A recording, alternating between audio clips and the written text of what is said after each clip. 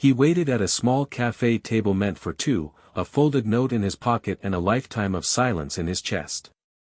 When the door finally opened, it wasn't the woman he'd been expecting who walked in, but four children who looked straight at him and said words that would change every broken piece of his life. "Our mommy's sorry she's late."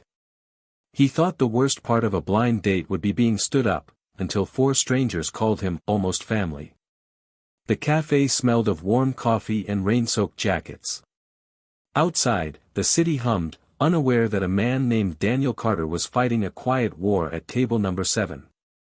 Daniel was 38, a retired veteran with broad shoulders that once carried armor and eyes that carried memories no uniform could hide.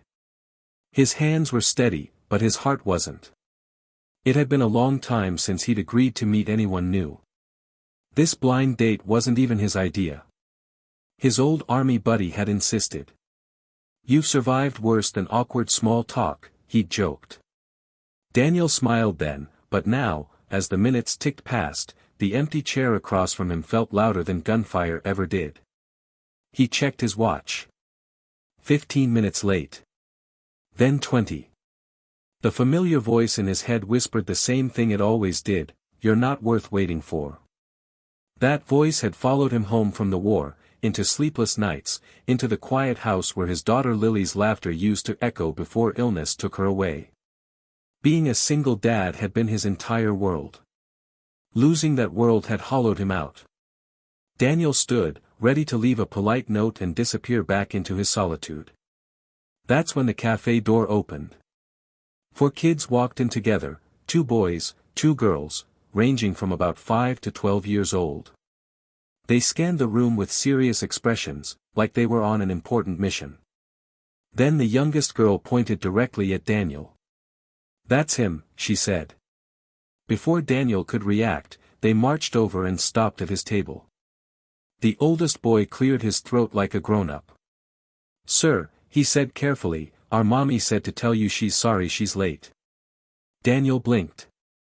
His mind scrambled for explanations that didn't exist. He looked behind them, expecting an adult to appear, but no one followed. "I think you've got the wrong table," Daniel said gently. The second girl shook her head. "No, you're Daniel. Mommy showed us your picture." His chest tightened. "You're Mommy." The kids nodded in unison. "She had an emergency," the oldest boy continued. "She said you'd understand." Daniel felt something crack open inside him, not hope exactly, but curiosity mixed with a strange warmth. He could have left. He should have. Instead, he pulled out a chair.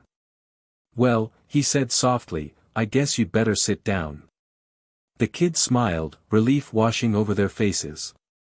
As they settled around the table, Daniel noticed little details: scuffed shoes, carefully combed hair, eyes that had learned responsibility too early.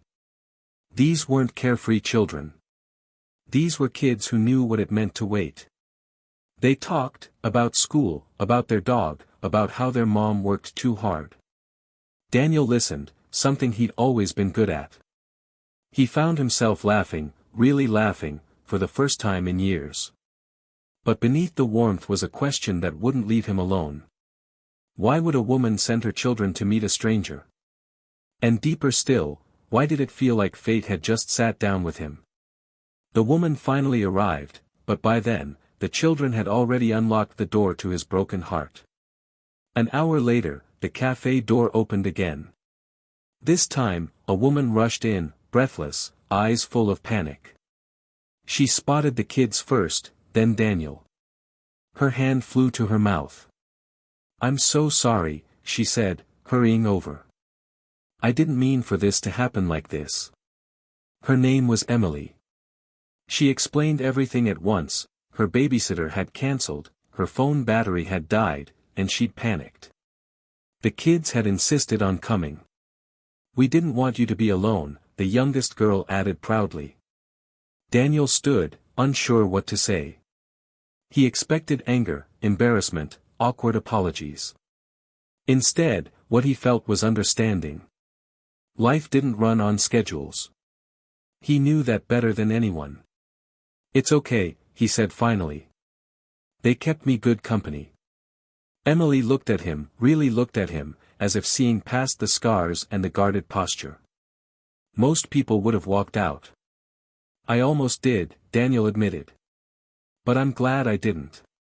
They talked, truly talked, about loss, about fear, about how hard it was to be strong for others when you felt empty inside.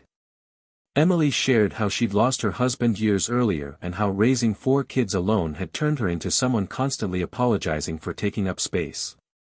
Daniel understood that language fluently. As the kids laughed nearby, something shifted. Not romance. Not yet. Something deeper, recognition. 2 wounded adults realizing they weren't broken, just unfinished.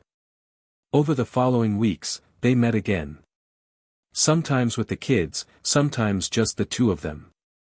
Daniel found himself fixing bikes, attending school plays, listening to bedtime stories from the hallway. Emily learned how to sit with Daniel's silence without trying to fill it. Healing didn't come all at once. There were setbacks, nightmares, fears, moments when both almost pulled away. But they stayed. They chose patience over fear. One evening, months later, Daniel sat at the same café table. This time, 5 chairs surrounded him. The kids argued over dessert, Emily smiled across the table, and Daniel realized something profound. The chair that had once been empty wasn't waiting for a date. It was waiting for a family. Sometimes life shows up late. Sometimes it arrives in unexpected forms, messy, loud, and unplanned. But if you stay just a little longer, if you don't walk away too soon, what feels like rejection can become redemption. Because the right hearts don't always arrive on time, but they always arrive when you're ready to finally let them in.